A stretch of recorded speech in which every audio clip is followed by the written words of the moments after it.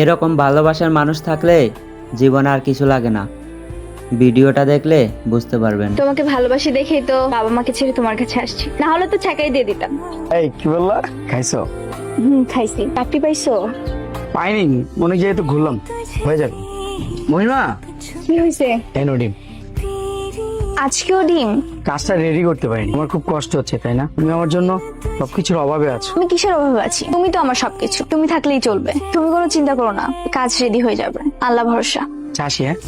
আচ্ছা। তুই কেমন আছিস? এই তো আছি ভালো। মা, তুই ভুল করছো, চারিতে আয়া পরে এখনো সময় আছে। তুই গেলে তোর বাপে সব ভুললে যাবো। আমার যথেষ্ট বয়স হয়েছে, আমি আমার নিজের সিদ্ধান্ত নিজে নিতে পারি, আলহামদুলিল্লাহ।